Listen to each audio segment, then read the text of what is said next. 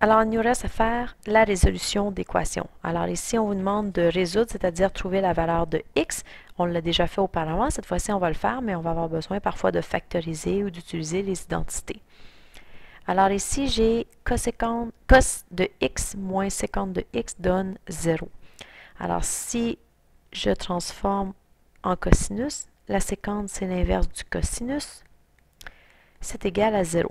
Je peux envoyer mon 1 sur cos de l'autre côté. Il y a toujours plein de façons de résoudre ces équations-là. Je vous en donne une seule. Je pourrais multiplier par cos ici, ce qui va me donner cos carré de x est égal à 1. Comme je vais avoir seulement le cos, il faut faire une racine carrée, mais n'oubliez pas que lorsqu'on fait une racine carrée, il y a toujours un plus ou moins qui apparaît. Alors, vous avez deux équations à résoudre. Votre cosinus pourrait donner 1, parce que la racine carrée de 1, ça fait 1, ou votre cosinus pourrait donner moins 1. Alors, dans ce cas-là, vous allez voir sur votre cercle trigonométrique, toujours. Alors, le cosinus vaut 1 ici, et le cosinus vaut moins 1 ici. Alors, dans ce cas-ci, x vaut 0, ou 2π, parce qu'ici c'est 0 ou 2π, et dans ce cas-ci, x vaut π, parce qu'ici votre cosinus vaut moins 1. Alors, solution à cette équation-là, x est élément de 0 plus des périodes, ou π plus des périodes. Et mes périodes sont toujours des nombres entiers. Vous auriez pu décider d'écrire votre réponse plus simplement. Vous voyez, vous avez des réponses à toutes les pi radians. Alors, vous auriez pu décider d'écrire votre réponse tout simplement à pi n. N est élément de z, donc tous les multiples de pi. 0, 1 pi, 2 pi, 3 pi, etc. Mais ça, c'est de façon générale et ça fonctionne toujours. Une prochaine. Alors, c'est toujours la même chose. Si vous voulez le résoudre, vous pesez sur pause et vous voyez la correction par la suite. Alors ici, je vois que j'ai deux termes. Et je vois que dans chacun des termes, j'ai un sinus, et c'est égal à 0. Alors, je pourrais décider de commencer en faisant une mise en évidence simple du sinus. Alors, dans le premier terme, il me manque la cotangente. Sinus fois cotangente, ça fait bien cotangente fois sinus. Et dans le deuxième, 1, parce que sinus fois 1, ça fait 1, est égal à 0.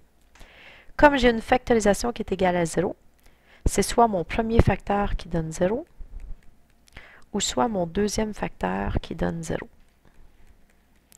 Alors ici, je vais chercher dans mon cercle où le sinus vaut 0. Alors le sinus vaut 0 ici et ici, puisque le couple c'est 1, 0. Et ici, c'est moins 1, 0. Alors c'est à 0 et à pi. Alors ici, j'ai comme valeur 0 et pi. Maintenant ici, je cherche où ma cotangente vaut moins 1. La cotangente étant la coordonnée en x sur la coordonnée en y. Pour que ça donne 1, il faut que je sois dans la famille des pi sur 4, parce que x divisé par y, ça va donner 1. Et la cotangente, elle est négative dans le quadrant 2, alors c'est-à-dire à 3 pi sur 4. Nul besoin d'aller chercher l'autre réponse, parce que tangente et cotangente, la période étant de pi, on a toujours besoin d'une seule réponse. Alors j'ai une réponse à 0, à 3 pi sur 4 et à pi. Alors quand je vais donner ma réponse, je vais la donner en ordre. Alors je vais dire j'ai une réponse à 0, à toutes les périodes. J'ai une réponse à 3 pi sur 4. Faites attention ici, à toutes les périodes, mais on parle d'une tangente, donc c'est plus pi n. Et j'ai une réponse à pi plus 2 pi n. Parce que celui-là vient du sinus et la période est de 2 pi. Et mes périodes sont toujours des nombres entiers. On aurait pu l'écrire encore une fois un peu plus simplement avec ces deux-là, mais c'est parfaitement acceptable de l'écrire comme ça. Prochain, vous avez ceci.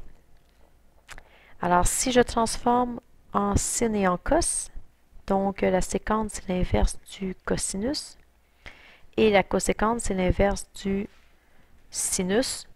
La tangente, c'est le sinus sur le cosinus. Alors, du côté gauche de l'égalité, ça me donne 1 sur 2 fois cosinus fois sinus. Et de l'autre côté, ça me donne sinus sur cosinus. Je pourrais décider de multiplier par cos ici, donc ce qui va me donner cos x sur 2 fois cos x sin x est égal à sin x.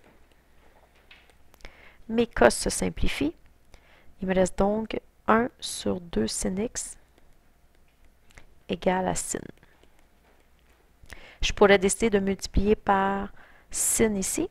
Donc, il va me rester 1/2 est égal à sin fois sin. Ça va me donner sin carré. Je dois donc faire la racine carrée. N'oubliez pas que lorsqu'on fait la racine carrée, il y a un plus ou moins. Plus ou moins, racine carrée de 1/2 est égal à sinus de x.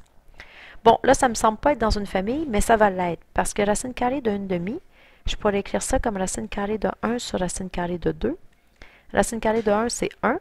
Racine carrée de 2, je ne peux pas le faire mentalement. Mais je rationalise, donc fois racine carrée de 2 sur racine carrée de 2, ce qui va vous donner racine carrée de 2 sur 2. Alors, dans le fond, ici, vous avez le sinus de x est égal à plus ou moins racine carrée de 2 sur 2. Alors, où le sinus est positif, c'est ici et ici. Où le sinus est négatif, c'est ici et ici. Et c'est dans la famille des pi sur 4. Donc, en fait, c'est toute la famille des pi sur 4, ma réponse à ce numéro-là. Alors, vous avez votre x cet élément. Vous avez pi sur 4 plus des périodes, donc 2 pi n, et etc. On écrirait 3 pi 4 plus des périodes, 5 pi 4 plus des périodes, 7 pi 4 plus des périodes, et n est élément de z. On aurait pu l'écrire plus simplement en voyant que dans le fond, à tous les 90 degrés, donc à tous les pi sur 2, j'ai une réponse. Alors, plus simplement, vous auriez pu dire j'ai une réponse à pi sur 4 et j'en ai à chaque pi sur 2 radians, donc à chaque 90 degrés. Ça aurait été un peu plus court à écrire. Il me reste une dernière équation à faire avec vous. Donc ici, vous avez une équation avec des sinus et des cosinus, une équation du second degré. C'est comme si vous aviez deux variables. Alors, le but, c'est d'en transformer tout en sinus ou tout en cosinus. Je vais me servir des identités. Alors, vous avez l'identité qui dit que cos carré plus sin carré donne 1. Alors, si je veux isoler mon sin carré, ça va me donner 1 moins cos carré. Je n'ai pas le choix de changer lui parce que celui-là, il n'y a pas de carré, donc il n'y a pas d'identité. Alors, j'ai 4 fois sinus carré. Alors, je vais avoir 4 fois. Et au lieu d'écrire sinus carré, je vais écrire mon identité qui est 1 moins cos carré. Plus 2 cos de x est égal à 2. Je vais distribuer 4 fois 1, 4, moins 4 cos carré de x, plus 2 cos de x égale à 2. Je rassemble mes termes semblables. Donc, moins 4 cos carré, plus 2 cos de x, et je vais faire moins 2 de ce côté-là, ce qui va me donner 2 est égal à 0. Je me retrouve avec un trinôme, donc somme produit.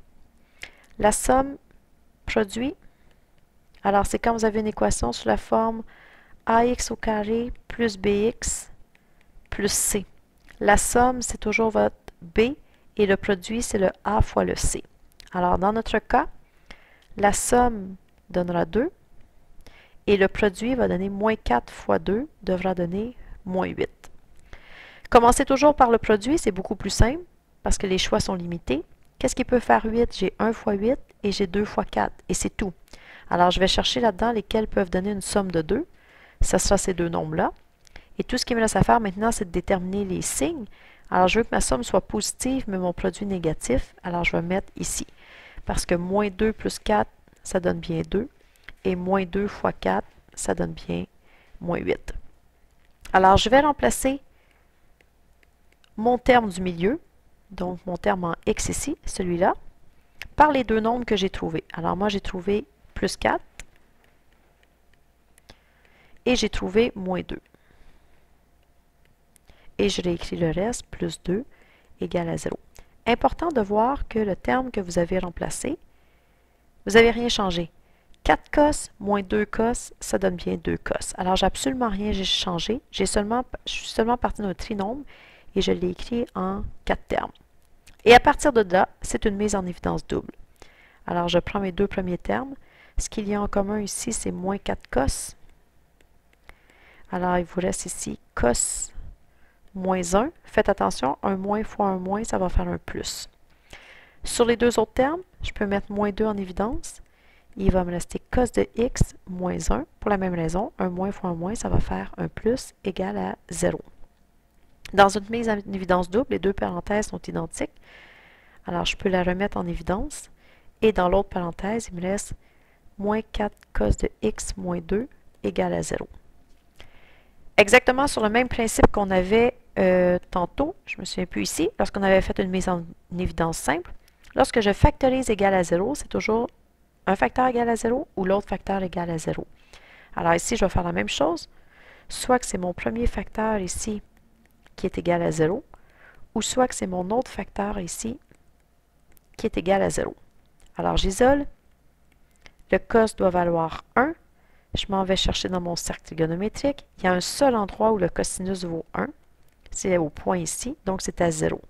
Alors ici, x vaut 0 ou 2π. 0 et 2π, c'est toujours des réponses équivalentes. Ici, j'isole. Donc, plus 2 divisé par moins 4, ça va vous donner moins 1/2. Alors, je vais chercher dans mon cercle trigonométrique. Le cos est négatif dans les cadrans 2 et 3. Si je veux que le cos soit égal à 1/2, je dois être dans la famille des π sur 3.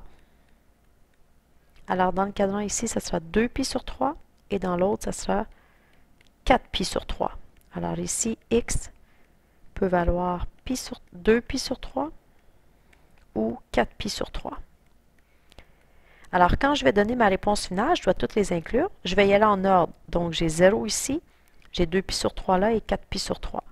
Donc, dans ma réponse, j'ai 0. C'est une fonction cosinus, donc la période est 2π. J'avais 2π sur 3. C'est une fonction cosinus, donc la période est 2π. Et j'ai 4π sur 3 qui vient aussi d'une fonction cosinus, donc la période est 2π. Et mes périodes, ce sont toujours des nombres entiers.